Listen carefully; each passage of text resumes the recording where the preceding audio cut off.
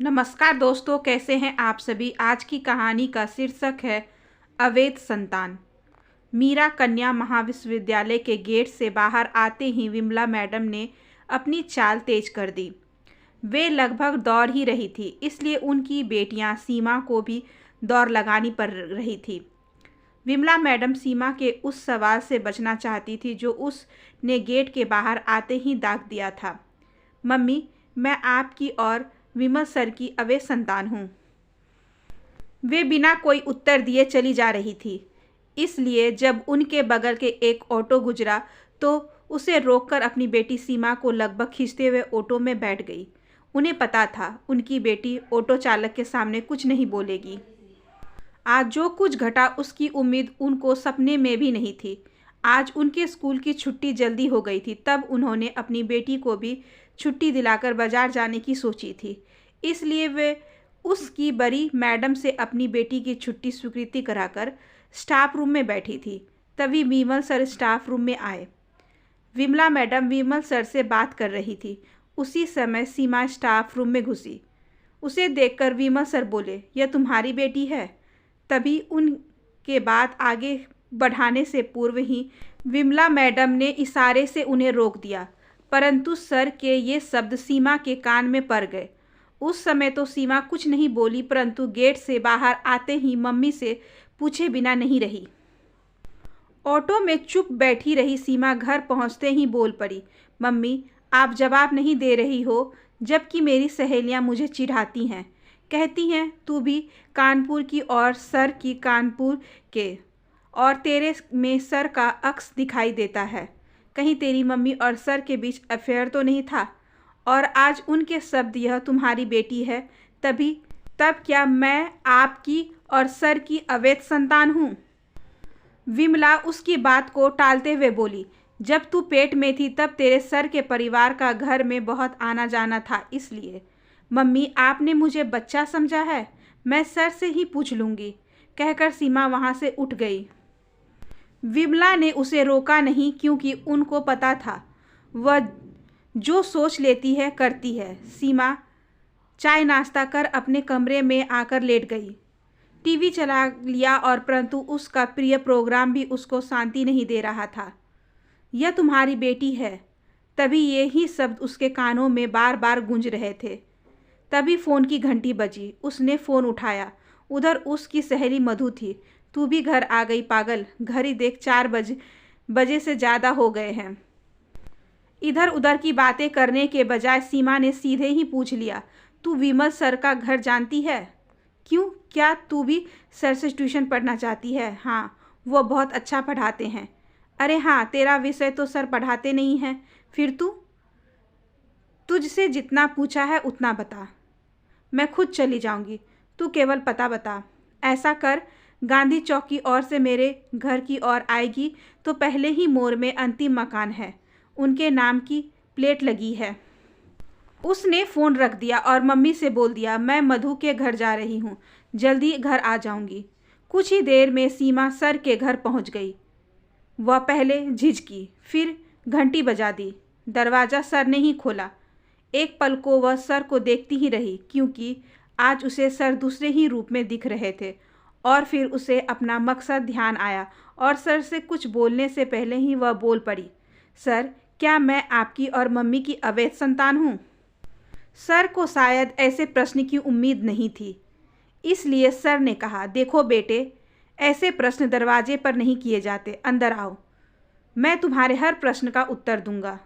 वह अंदर आ गई। अंदर सर ने अपनी मम्मी से उसका परिचय कराया। मम्मी, यह विमला की बेटी है। सर की मम्मी पुलकित हो उठी। मम्मी को भी ले आती। उनके और कुछ बोलने से पूर्व ही सर ने मम्मी से कहा, मम्मी, बाकी बातें बाद में हो जाएंगी, इसे चाय नाश्ता कराओ, पहली बार घर आई है। उनके चले जाने के बाद सर बोले, हाँ, अब बोलो। सर, मैं आपकी और मम्मी की अवैध संतान हूँ। देखो बेटे, संतान अवैध नहीं होती, बल्कि संबंध अवैध होते हैं। और फिर मेरे और तुम्हारी मम्मी के संबंधों को तो तुम्हारे पापा की स्वीकृति थी। यह सुनते ही सीमा का मुंह खुला का खुला रह गया। उसे विश्वास ही नहीं हो रहा था कि कोई इतना नीचे भी गिर सकता है। उसे यह समझ नहीं आ रहा था कि पापा की क्या मजबूरी थी। उसकी परेशानी भांप कर सर बोले, शांत होकर बैठो, मैं सब बताता हूँ। तुम्हारी मम्मी की शादी आम हिंदुस्तानी शादी थी। पहले 2 साल शादी की खुमारी में निकल गए और फिर कानाफूसी शुरू हो गई कि घर में किलकारी क्यों नहीं गूंजी। पहले घर से और फिर आसपास। तुम्हारे पापा के दोस्त ताना मारने से नहीं चूकते। उधर उनकी मर्दानगी पर चुटकुले बनने लगे। साथ ही डॉक्टरी रिपोर्ट ने आग में घी का कार्य किया। कमी तुम्हारे पापा में मिली। तुम्हारे पापा ऑफिस का गुस्सा घर में निकालने लगे। उन्हीं दिनों हमारा परिवार तुम्हारे पड़ोस में आ गया। तुम्हारी मम्मी हमारे घर आ जाती। मैं तुम्हारी मम्मी के बाजार के काम कर देता। तुम्हारी मम्मी कोई बच्चा गोद लेने की कहती तो तुम्हारे पापा नाराज हो जाते। उनको अपनी मर्दानगी दिखानी थी। मेरे और तुम्हारी मम्मी के बीच निकटता बढ़ने लगी। तुम्हारे पापा ने हमारी निकटता को इग्नोर किया। फलस्वरूप हमारी निकटता और बढ़ती गई और उस मुकाम तक पहुंच गई जिसके फलस्वरूप तुम अपनी मम्मी के पेट में आ गई। वह दिन मुझे आज भी याद है। जब मैं तुम्हारे घर पहुंचा, तुम्हारी मम्मी के शब्द कान में पड़े। उन शब्दों को सुनते ही अंदर जा रहे मेरे कदम रुक गए। तुम्हारी मम्मी कह रही थी, लो अब तुम भी मर्द बन गए। मैं गर्भवती हो गई। अब दोस्तों के सामने तुम्हारी गर्दन नहीं झुकेगी। मुझे लगा कि मैं सिर्फ एक टूल था जो तुम्हारे पापा को मर्द साबित करने के लिए इस्तेमाल किया गया था। मुझे तुम्हारी मम्मी पर गुस्सा आया। सोचा कि वहाँ जाकर अपनी नाराज़गी जाहिर करूँ, लेकिन फिर मुझे तुम्हारी मम्मी पर तरस आ गया। मैं वापस घर आ गया। उसके बाद मैं कभी तुम्हारे घर नहीं गया। उसी दौरान मेरे पापा का तबादला हो गया। जिस दिन हम जा रहे थे उस दिन तुम्हारी मम्मी हमें छोड़ने आई थी। वे कुछ नहीं बोली, लेकिन उनकी चुप्पी भी बहुत कुछ कह गई। मैंने उनको माफ़ कर दिया। सर की मम्मी जो वहाँ आ गई थी ने सब सुन लिया था और बोल पड़ी, बेटा इसने खुद को माफ़ नहीं किया और अब तक शादी नहीं की। तुम्हारी मम्मी की खबरें शोभा आंटी से मिलती रही। तुम्हारा जन्म हुआ, तुम्हारे पिता ने पार्टी दी, लेकिन बताते हैं कि उनके चेहरे पर वह खुशी नहीं दिखाई दी जो एक बाप के चेहरे पर दिखाई देनी चाहिए थी। तुम्हारी मम्मी और पापा में झगड़ा और बढ़ गया। तुम्हारा चेहरा देखकर उनको पता नहीं क्या हो जाता। शायद उनको अपनी नामर्दी ध्यान आ जाती या वे हीन भावना से ग्रस्त हो गए थे। तुम्हारे और ध्यान नहीं देते। तुम्हारी मम्मी के लिए तुम सब कुछ थी। शायद वे तुम्हारे कारण अपने को भूल जाती। एक दिन तुम्हारी मम्मी बाथरूम में नहा रही थी। तुम ज़ोर ज़ोर से रो रही थी। तुम्हारे पापा वहीं खड़े थे, परंतु उन्होंने तुम्हें चुप नहीं कराया। उसी समय शोभा आंटी आ गई। तुम्हें ज़ोर ज़ोर से रोते देखकर वे तुम्हारे पापा से बोली, कैसा बाप है, लड़की रोए जा रही है और तू अपनी टाई बांधने में लगा है, जैसे यह तेरी बेटी नहीं है। आंटी के बोलते ही वे आग बबूला हो उठे। वे चीखे, हाँ हाँ, यह मेरी बेटी नहीं है, मैं तो नपुंसक हूँ। इतना कहकर वे घर से निकल गए और फिर केवल उनकी मौत की सूचना आई कि उन्होंने रेलगाड़ी के आगे कूदकर आत्महत्या कर ली थी। बस एक ही बात उन्होंने अच्छी की, अपनी मौत के लिए किसी को जिम्मेदार नहीं ठहराया। कुछ दिन के बाद तुम्हारे मामा, तुम्हारी मम्मी और तुमको लेकर चले गए। बात गंभीर हो गई थी। एक तरह से वहाँ चुप्पी छा गई। चुप्पी सीमा ने ही तोड़ी। सर, मेरी शादी के बाद मेरी मम्मी अकेली रह जाएगी। आप भी कभी अकेले हो जाओगे, इसलिए आप और मेरी मम्मी उन अवैध संबंधों को वैध ही नहीं बना सकते। पगली, अब हमारी शादी की उम्र थोड़े ही है, अब तो तेरी शादी करनी है। लेकिन सर, आपसे मिलने के बाद मैंने मम्मी के चेहरे पर अलग चमक देखी थी, और अब जब आपने घर के दरवाजे पर मुझे देखा तो आपके चेहरे पर भी वही चमक मैं महसूस की। बहुत बड़ी हो गई है तू और लोगों को पढ़ना भी जानती है। प्लीज़ सर, तू एक तरफ से मुझे पापा बनाना चाहती है और दूसरी ओर सर सर कहे जा रही है। पापा नहीं कह सकती। सॉरी पापा, कहती हुई वह सर से लिपट गई। दादी ने उसके सिर पर हाथ फेरते हुए कहा, चल बेटा, अपनी बहू के पास चलते हैं।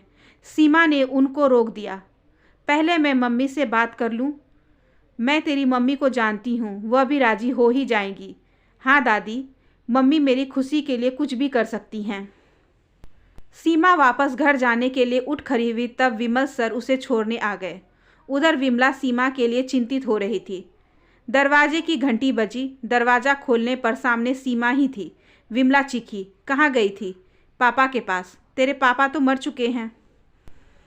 वो मेरे पापा नहीं थे, वे आपके पति थे, और फिर वे तो पति कहलाने लायक भी नहीं थे, क्योंकि वे तन से नहीं मन से भी नपुंसक थे। जो अपनी पत्नी को पराये मर्द के साथ सोने को प्रेरित करता है मात्र इसलिए कि दुनिया के सामने अपने को मर्द दिखा सके, अपने को मर्द दिखाने के लिए पत्नी द्वारा बच्चा गोद ले लेने के विचार को भी न सुने, तो इतना जहर भर दिया उसने। मुझे उससे यह उम्मीद नहीं थी। मैं इसलिए चुप थी यह सुनकर कि तू मुझसे भी घृणा करने लगती। मम्मी, मैं आपसे घृणा करूँगी।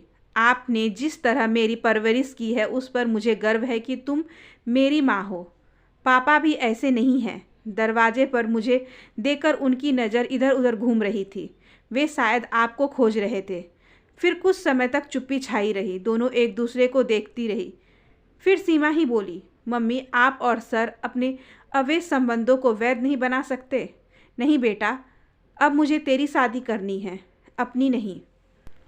मम्मी, पापा को पता है मैं उनकी बेटी हूँ, परंतु मुझे बेटी नहीं कह सकते। मैं जानते हुए भी कि उनको पापा नहीं कह सकती, और आप मेरे सामने खोखली हंसी हंसोगी और अकेले में रोगी। लेकिन बेटा, लोग क्या कहेंगे? उनकी चिंता नहीं है, मुझे आपकी चिंता है। मेरी शादी के बाद आप अकेली रह जाओगी, और उधर दादी कितने दिन की मेहमान है। बाद में पापा भी अकेले हो जाएंगे। विमला विचार मग्न हो गई। फिर अचानक बोल पड़ी, तू अकेली आई? कैसा पिता है? जवान लड़की को रात में अकेले भेज दिया। नहीं मम्मी, पापा आए थे। फिर अंदर क्यों नहीं आए? मम्मी, मैंने मना कर दिया था। मैं चाहती थी कि पहले मैं आपसे बात कर लूँ। ओह, क्या बात है, बड़ी समझदार हो गई है मेरी लाडली। तभी फ़ोन की घंटी बजी। सीमा ने फ़ोन उठाया। उधर दादी थी। उसने फ़ोन मम्मी को दे दिया। मम्मी बोली, नमस्ते आंटी। अरे, मैं अब तेरी आंटी नहीं बल्कि अब तेरी सास हूँ। इसके बाद की कहानी भी छोटी सी रह गई है। सीमा के मम्मी पापा के अवैध संबंध वैध बन गए। सब बहुत खुश थे। सबसे ज़्यादा खुश कौन था, बताने की ज़रूरत नहीं। आशा करती हूँ कि आज की ये छोटी सी कहानी आपको अच्छी लगी होगी। अगर अच्छी लगी हो तो please like, share and subscribe करें हमारे चैनल को। ज़्यादा से ज़्यादा शेयर करें और बेल आइकन को ज़रूर प्रेस कर लें ताकि अगली वीडियोस की नोटिफिकेशन आपके पास सबसे पहले पहुँचे। धन्यवाद।